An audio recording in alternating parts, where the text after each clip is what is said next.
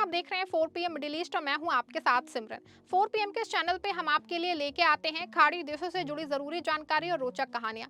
साथ ही यहाँ हम दुनिया की तमाम बड़ी खबरों को आपके सामने पेश करते हैं। इसी कड़ी में आज हम बात करेंगे एक बेहद अहम खबर के बारे में। दोस्तों, आपको बता दें, रमजान का पाक महीना चल रहा है। ये महीना इस्लाम को मनाने वालों के लिए बेहद खास है। इस महीने में लोग ना सिर्फ इबादत करते हैं बल्कि कई ऐसे काम करते हैं जो दुनिया के लिए ना सिर्फ चर्चा का विषय बनता है बल्कि मिसाल कायम हो जाती है। इसी बीच रमजान के पाक महीने में एक खास खबर सामने आई है यूएई से, जहां आपको बता दें कि यूएई के राष्ट्रपति शेख मोहम्मद बिन जायद अल नहयान ने रमजान के पवित्र महीने के मौके पे एक बहुत बड़ा और नेक काम किया है। उन्होंने देश भर के जेलों से 1440 कैदियों को रिहा करने का आदेश दिया है। राष्ट्रपति ने सिर्फ रिहाई का आदेश ही नहीं दिया बल्कि उन कैदियों के सारे वित्तीय जुर्माने यानी फाइनेंशियल पब्लिकेशन सभी खुद भरने का फैसला किया है। मतलब अब किसी कैदी पे कोर्ट ने जुर्माना लगाया था या कोई आर्थिक दंड था तो वो सब राष्ट्रपति की तरफ से माफ कर दिया जाएगा या चुका दिया जाएगा। बता दूं आपको, ये फैसला बहुत महत्वपूर्ण है क्योंकि रमजान इस्लाम में रहमत, माफी और नेकी का महीना माना जाता है। यूएई में हर साल रमजान के समय ऐसे फैसले लिए जाते हैं ताकि लोग खुशी से इबादत कर सकें और परिवारों में सुकून आए। इस बार 1440 कैदियों की रिहाई पिछले साल से ज्यादा है। पिछले साल ये संख्या 1295 थी, यानी कि इस बार 145 कैदी ज्यादा रिहा हुए हैं। ये दिखाता है कि यूएई की सरकार लोगों की भलाई और समाज में अच्छाई फैलाने के लिए कितनी संवेदनशील है। राष्ट्रपति का ये कदम सिर्फ कैदियों के लिए नहीं, इससे परिवारों को भी बहुत ज्यादा फायदा होगा। कल्पना कीजिए, कोई परिवार सालों से अपने सदस्य के जेल में होने की वजह से दुखी था।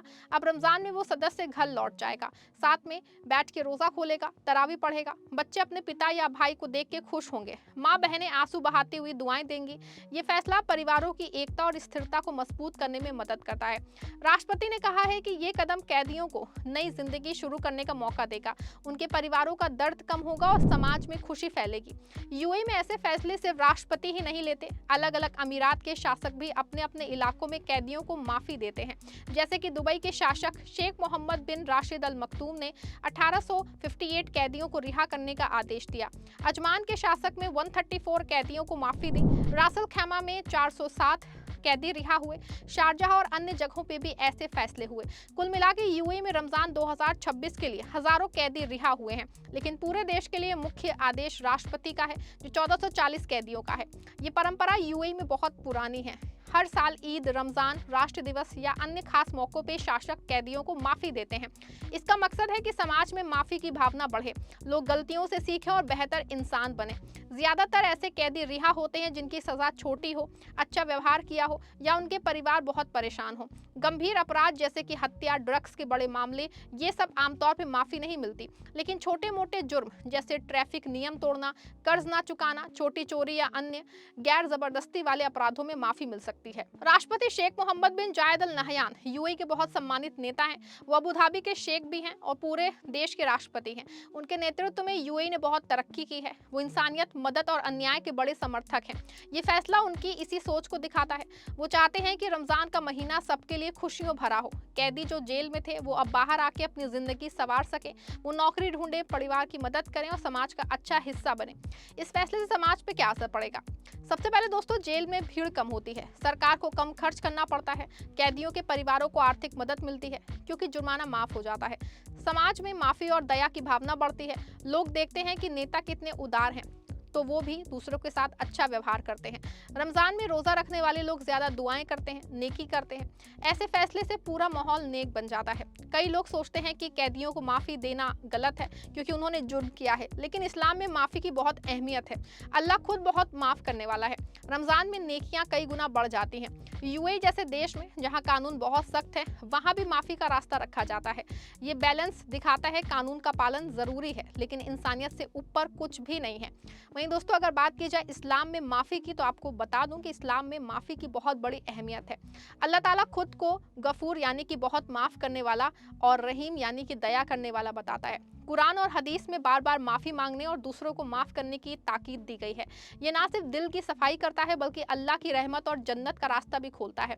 सबसे पहले दूसरों को माफ़ करना अल्लाह की माफ़ी पाने का बड़ा जरिया है। कुरान में सूरह नूर में अल्लाह फरमाता है, और वो माफ कर दें और दरगुजर करें। क्या तुम्हें पसंद नहीं कि अल्लाह तुम्हें माफ कर दे? और अल्लाह बहुत माफ करने वाला मेहरबान है। यानी अगर हम दूसरों की गलतियों को माफ कर दें और नजरअंदाज कर दें तो अल्लाह भी हमें माफ करने में कोई कसर नहीं छोड़ता। ये आयत साफ बताती है कि माफी एक तरह का लेन देन है। हम माफ करेंगे तो अल्लाह भी हमको माफ करेगा। और एक और आयत में कहा गया है कि जो लोग गुस्से को पी जाते हैं और लोगों को माफ कर देते हैं, अल्लाह ऐसे नेक लोगों से मोहब्बत करता है। गुस्सा आना इंसानी फितरत है, लेकिन गुस्से को काबू करके माफ कर देना बहुत बड़ा नेकी का काम है।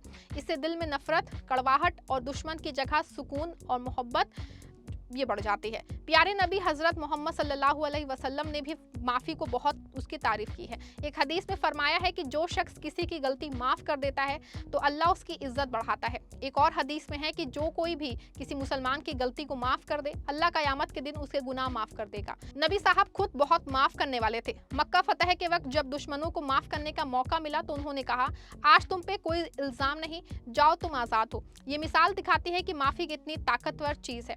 इस्लाम में माफ़ी दो तरह की होती है, एक अल्लाह से गुनाहों की माफ़ी मांगना यानी इस्तिग़फ़ार, और दूसरा लोगों से गलती होने पे माफ़ी मांगना और उन्हें माफ़ करना।